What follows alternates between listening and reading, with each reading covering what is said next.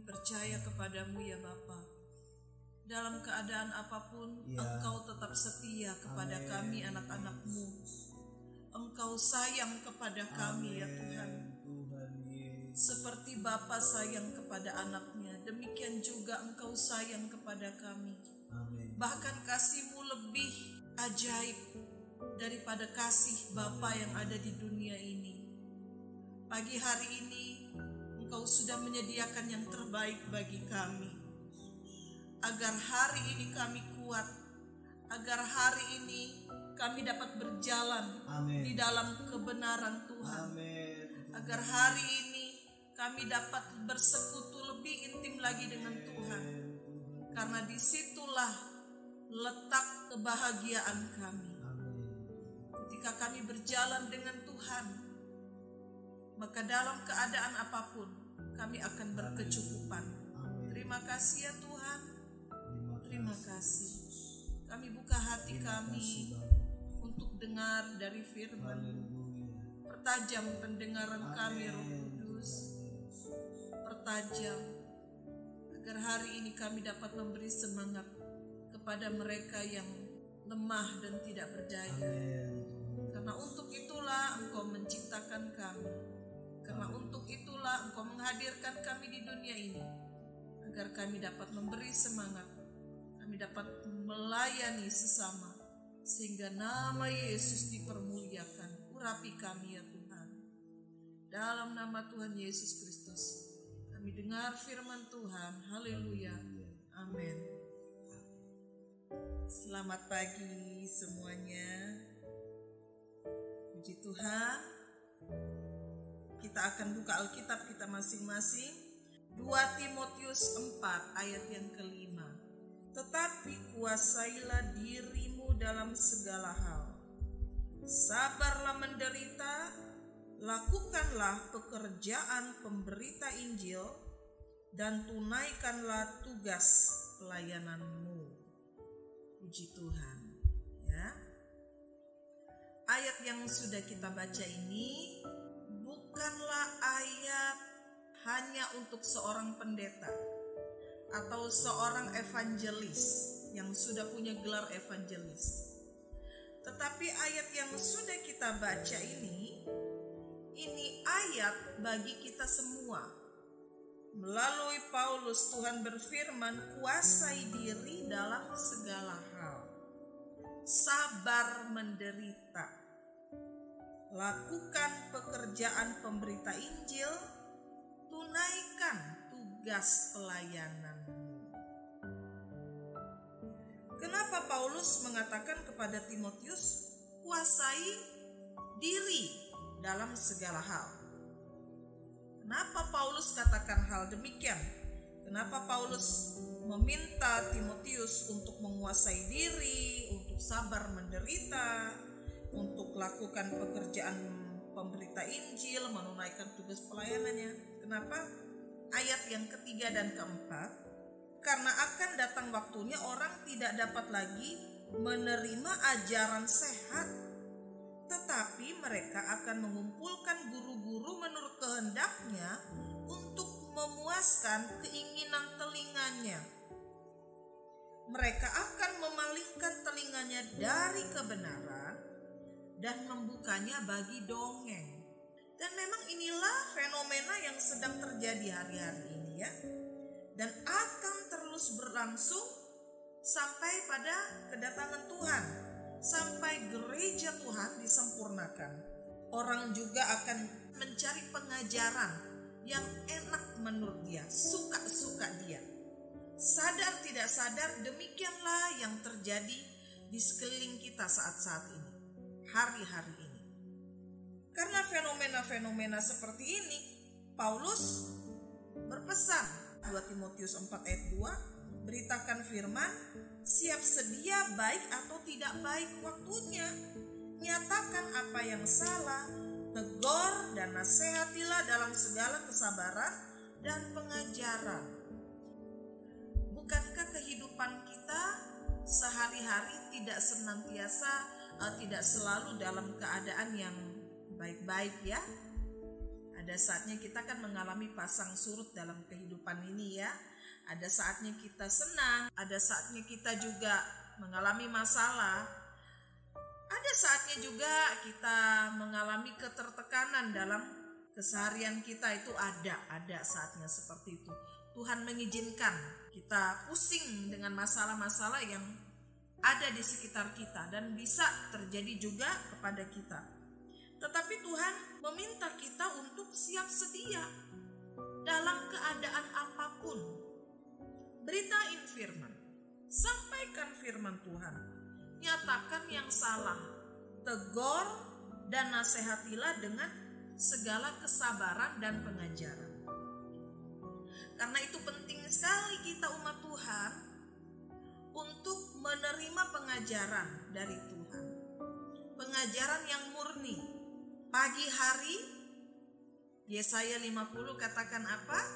Tuhan Allah memberikan aku telinga seorang murid, supaya dengan perkataan kita dapat menguatkan yang orang-orang yang lemah. Nah, itu juga bentuk pengajaran ya, yang Tuhan berikan kepada kita untuk kita sampaikan. Kalau kita melihat anak-anak, cucu, saudara-saudara kita, teman-teman, atau orang yang bekerja kepada kita, siapapun dia, memerlukan firman Tuhan. Nah, ini penting sekali untuk kita sampaikan. Ya. Mungkin penyampaiannya juga tidak dalam bentuk khotbah. Memperlihatkan kepada mereka sikap hidup kita yang sesuai dengan firman Tuhan, tapi juga ada nasihat-nasihat yang kita berikan. Karena itu kita harus kaya dengan firman Tuhan. Kita harus kuat di dalam firman Tuhan. Makanya Paulus katakan kuasai diri dalam segala hal. Kalau kita bisa menguasai diri kita ini kan musuh terbesar kita, ya kan? Kita harus kuasai diri kita. Kuasai ini medan peperangan kita, pikiran kita. Sabar menderita. Orang yang sabar itu Amsal katakan apa? Melebihi seorang yang merebut kota. Nah, melebihi seorang pahlawan. Karena itu firman Tuhan katakan sabar menderita. Lakukan pekerjaan pemberita Injil dan tunaikan, selesaikan tugas pelayanan. Saya suka mendengar ada anak-anak Tuhan yang ketika merasa penderitaan itu begitu berat,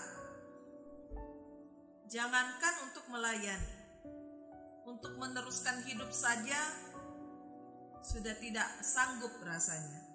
Dan kemudian keluar kata-kata, aduh, saya pengen cepat-cepat pulang aja lah. Sudah gak sanggup lagi. Saya mau pulang aja ke sorga. Boleh-boleh saja pengen pulang itu, boleh-boleh aja, ya enggak? Boleh, sah-sah aja kok. Firman Tuhan katakan tunaikan tugas pelayananmu. Selesaikan. Jangan belum selesai, apalagi belum dikerjain, udah pengen pulang aja. Nah, karena kita harus melayani Tuhan, kita harus menyelesaikan tugas kita. Nah, firman Tuhan katakan apa? Kita harus kuat ya. Memang sangat kita perlukan hari-hari ini. Itulah alasan kenapa kita berdoa di pagi hari, agar kita dapat menunaikan tugas kita sebagai penjaga menara.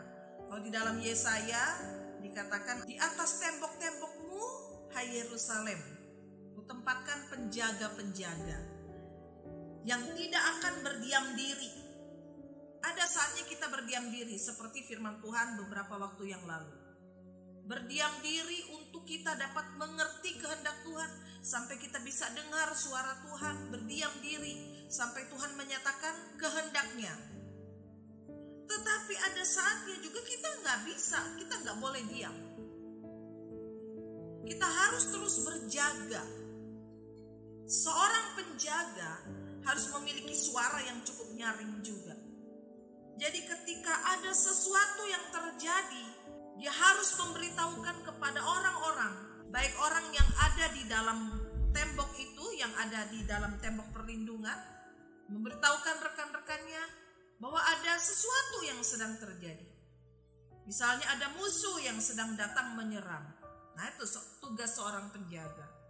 Di dalam 2 Timotius 3 ayat 1 sampai 5, ini ayat yang terkenal, mari kita baca. 2 Timotius 3 ayat 1 sampai 5. Ketahuilah bahwa pada hari-hari terakhir akan datang masa yang sukar. Manusia akan mencintai dirinya sendiri dan menjadi hamba uang. Mereka akan membual dan menyombongkan diri. Mereka akan menjadi pemfitnah. Mereka akan berontak terhadap orang tua dan tidak tahu berterima kasih, tidak mempedulikan agama, tidak tahu mengasihi, tidak mau berdamai, suka menjelekkan orang, suka gosip ini, tidak dapat mengekang diri, garang, tidak suka yang baik, suka mengkhianat, tidak berpikir panjang, berlagak tahu, lebih menuruti hawa nafsu daripada menuruti Allah. Ayat 5.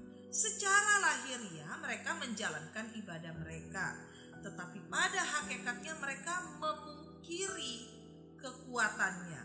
Jauhilah mereka itu. Ayat-ayat yang barusan kita baca ini adalah sebuah peringatan tentang hari-hari yang terakhir, hari-hari yang sukar ini, di mana kita sedang menjalaninya. Dari ayat ini kita dapat melihat bahwa kita berhadapan dengan orang-orang yang menolak firman Tuhan, menolak nasihat, mengingkari kekuatan ibadah. Mereka ada di dalam ibadah, itu ada. Jadi di dalam ibadah mereka gak dapat apa-apa. Cuma datang sebagai sebuah formalitas, datang untuk maksud-maksud terselubung ya, yang tidak sesuai dengan kehendak Tuhan. Ini yang terjadi saat ini. Orang-orang yang seperti ini, yang tadi ciri-cirinya sudah disebutkan di dalam 2 Timotius 3 ayat 1 sampai 5. Ini orang-orang yang akan mencari apa yang enak bagi dirinya ya, tidak peduli dengan kepentingan orang lain. Yang dipikirkan hanya kepentingan dirinya sendiri.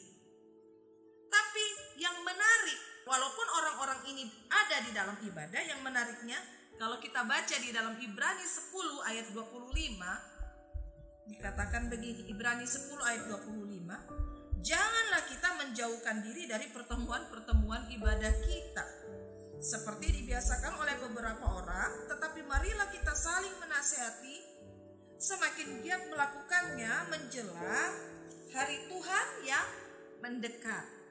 Nah, dari Ibrani 10 ayat 25, kita bisa memastikan bahwa seharusnya di dalam ibadah itu ada, nah ini perhatikan, ada kata saling menasehati. Dan harus semakin giat melakukannya. Melakukan apa? Melakukan ibadah, di mana di ibadah itu ada saling menasehati, saling menguatkan. Walaupun kita tidak mungkin menghindar ada orang-orang dalam pertemuan ibadah kita, yang ditulis oleh Paulus tadi kepada Timotius, ada orang-orang yang memang ada dalam ibadah, tetapi orang-orang yang demikian justru akan menyakiti kita dan mungkin akan membuat kita menderita dengan sikap dan perbuatan mereka. Kalau kita menasehati kemudian tidak dilakukan, lalu orang itu mengalami masalah, kita menderita bukan? Ya? Aduh, sudah dinasehatin, sudah dibilangin, kok begini-begini terus ya.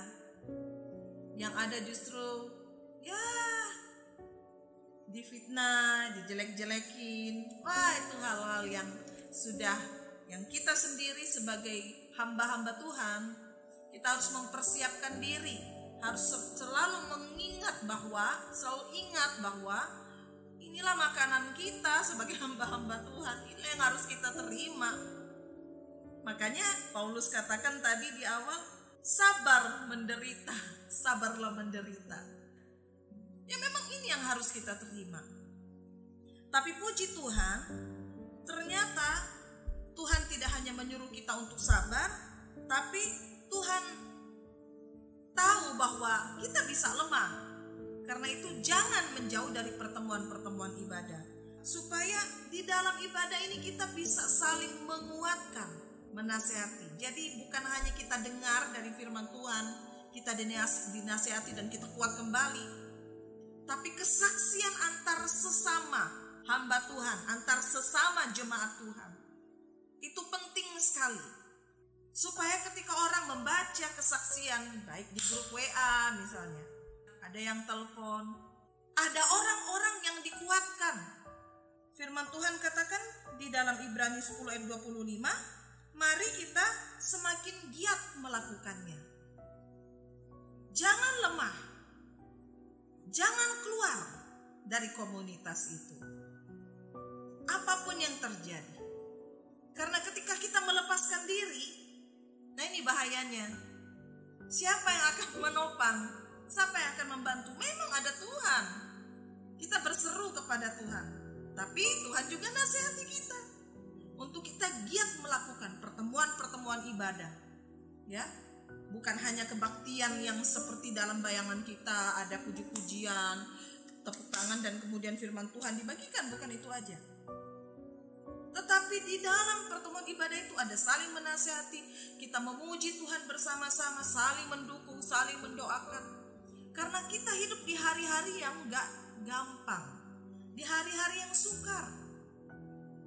Kalau kita dijahatin sama orang luar yang tidak kenal Yesus, kita mungkin bisa maklum. Oh iyalah, malumlah bukan anak Tuhan, ya kan? Begitu ya. Tapi kalau kita dijahatin sama orang yang sudah kenal Tuhan, apalagi kalau dia seorang yang punya gelar hamba Tuhan. Kita merasa demikian, kita merasa mendapat perlakuan yang tidak adil. Wah, itu berdarah-darah. Sakitnya tuh di sini katanya. Tapi firman Tuhan katakan, mari, walaupun di dalam ibadah ada hal-hal yang tidak enak kita temui, ada oknum-oknum yang mengingkari kekuatan ibadah. Secara lahiriah mereka ada di dalam ibadah itu. Bahkan mungkin mereka ada di depan kita. Mereka punya posisi penting dalam ibadah itu. Saya tidak tahu kenapa Tuhan memberikan perenungan ini ya bagi kita di pagi hari. Tetapi saya percaya bahwa ada pesan Tuhan bagi kita semua. Ada pesan Tuhan. Karena bahaya dari kepahitan, bahaya dari kasih yang akan menjadi dingin ini sudah semakin nyata, dan kita memerlukan kekuatan Tuhan, memerlukan kekuatan untuk melakukan firman Tuhan. Kita juga perlu kekuatan Tuhan untuk tetap berdiri kokoh sampai kita ketemu dengan Tuhan.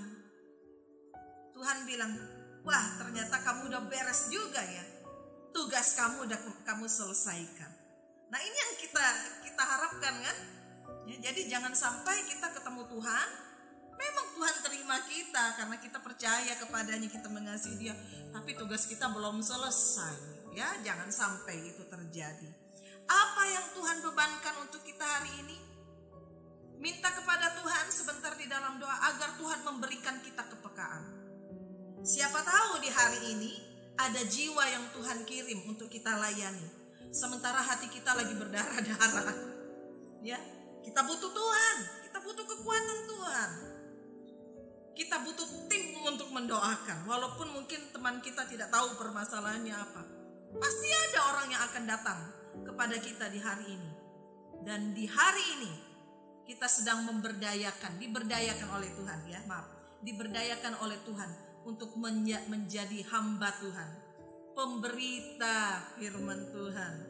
Baik gak baik waktunya ya. Tuhan tolong kita semua. Selamat melayani, selamat menjadi penjaga menara yang baik. Tuhan beserta kita semua, amin. Haleluya. Terima kasih banyak Bapa yang baik. Inilah kerinduan kami, biar kami dapat melayani Engkau dengan apa yang bisa kami lakukan. Menjadi penjaga bagi sesama kami. Taruhkanlah keberanian kepada kami, roh yang rela melayani. Bantu kami supaya kami tetap hidup di dalamnya ya Tuhan. Mempersiapkan seluruh aspek hidup kami supaya kami didapati selalu berkenan di hadapan-Mu ya Tuhan. Menjadi penjaga tetapi tetap melatih tubuh ini supaya sesudah kami menjalankan tugas kami, kami pun didapati ada dalam perkenanan Tuhan. Bantu kami semua Tuhan, untuk kami dapat menjadi Allah Tuhan bagi sesama kami.